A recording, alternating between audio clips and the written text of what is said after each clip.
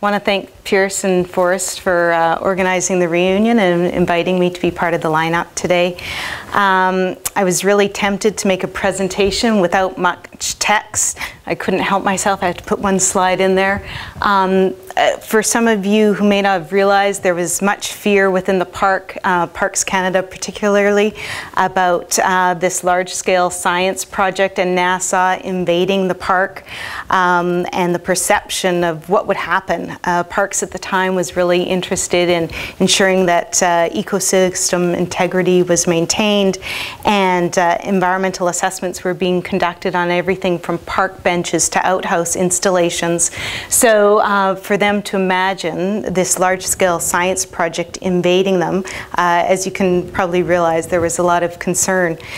Thankfully, Parks and a number of the key federal departments came to terms with the project and its potential impacts, and a decision was made to allow NASA and all the scientists to invade Canada and Parks and Prince Albert National Park. So finally, once it was accepted by senior management and everyone, it became an opportunity to appreciate that we could be part of an incredible scientific journey. Some of you may remember Sean Cardiff. He was the first environmental site manager in the park. He participated in some of the site selection and oversaw some of the construction phases, and he kept a watchful eye over all the contractors and equipment, and his intent was to keep all the impacts to a minimum amount, and he ensured that some of the tower parts were even taken in during the winter time over frozen soils, and required ATVs to haul in some of the equipment. In the park, of course, there was an idea that they wanted to select the site and trails that would cut down the fewest number of trees.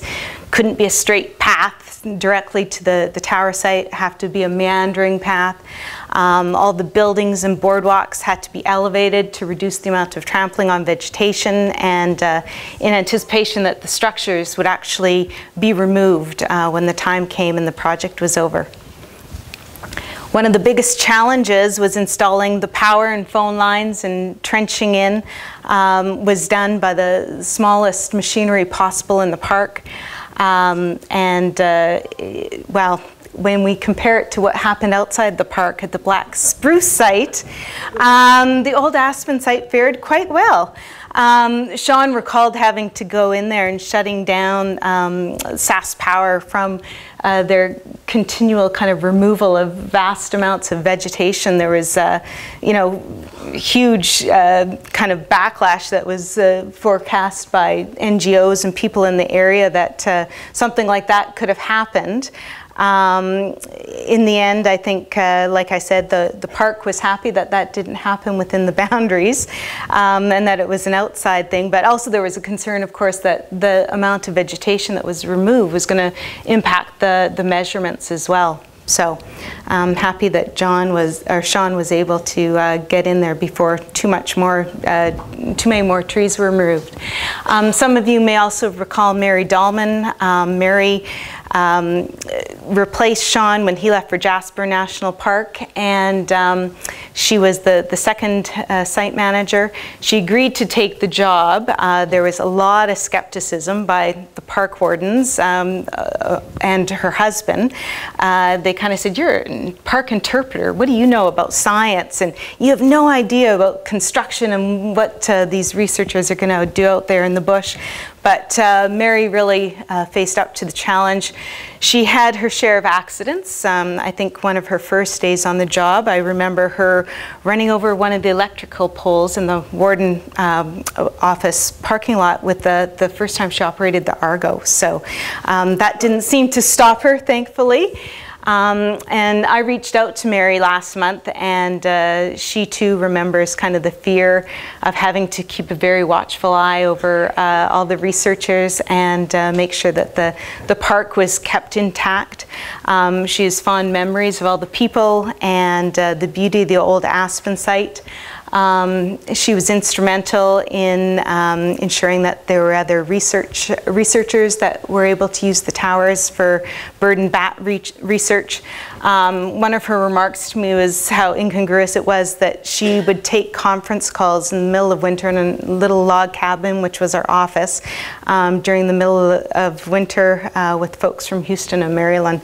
She really grew to love doing the snow surveys and recounted stories of when her and her field partner Vivian actually got lost at the end of one of the snow survey transects because they were talking about recipes. She kind of never lived that one down with the park wardens, that's for sure.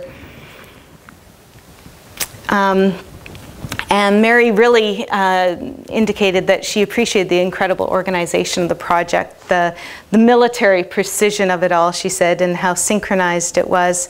The focus and commitment of people like Forrest and Piers, and seeing it all being so necessary to the success of the operation.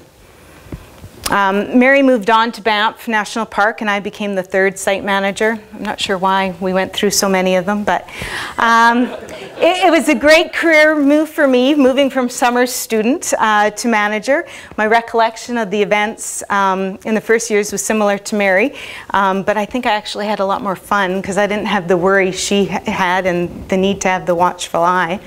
But whether I was unloading ATVs or rescuing people stuck in the Argo at the Black Spruce site, driving snow machines up and down the trail, cleaning out the methane flux chambers, waiting for the repair of a power line in -30, I always found it was amusing work and exciting at the same time. And it was always great to see the reaction on people's faces when I said, I'm working with NASA. And they kind of went, what are you, you're not working with NASA. So that was always joy for me. Mary and I were excited to share our knowledge of the project and took it upon ourselves to sell it as a learning opportunity for staff and visitors. We enjoyed working on the interactive Boreas computer that was set up at our visitor center, organized the science night and tours into the old Aspen site. We envisioned having scientists talk about global carbon cycles and greenhouse gases and carbon sources and sinks to the park visitors. We didn't anticipate that memorable musical performance by the University of Edinburgh when they pulled out the mandolins and started singing. It was the talk of the town for weeks afterwards. So hats off to Paul Jarvis and their crew. We truly appreciated the effort made by all the researchers who prepared for and attended the science nights. And we remember the generosity of people's time, people like Andy Black and Jerry Den Hartog and crews who interacted with visitors, the park employees and media people alike during peak operations at the old Aspen site. Many of us recall the new connections to people, relationships, our growing vocabularies, fluxes and scrub missions, anemometers. Others remembered the long walk into the old Aspen site, lunches at the picnic tables, and Pierce buzzing the towers, just flying above the height of the canopy, which I'm not quite sure the park wardens knew about, but that's okay. Years have gone by now, we're all good with that. I think one of the most important lessons for me was understanding the value of building relationships, not being afraid to learn about new things. And it became oddly comfortable and familiar to be working with sun photometers and hiking up and down towers and being on the top of roofs. So there is lots of excitement and mystery, and the passion kind of we all witnessed, driven by the quest for knowledge, was quite impressive. I fondly recall a little adventure we took with Stan Shuchuk, Dan Hodkinson, Pierce Forrest, and I on a little flying tour over Saskatchewan and Manitoba. I vaguely recall a mythical polar bear sighting and a sketchy landing in the fog at Lac La Ronge. And if my memory serves me well, when the wheels finally touched down at the La Ronge airport, there was a high five exchange between Pierce and Forrest, which kind of threw me off a bit. I think it was a knowing glance that thank goodness we landed safely was the key there. And of course it wasn't all sun and heat and mosquitoes. There was a few brave souls that embraced the winter months and continued to carry on with their measurements in the cold. And if I recall correctly, the guys from Scotland felt it was a true story of survival for them to be out in the Canadian North and skiing. I'm not sure if I would call it survival or not, but what I do know is those little huts have survived in the boardwalks. Just a month ago, I was visiting my cabin near the old black spruce site at White Swan Lake, and I walked in there. It was a little walk down memory lane.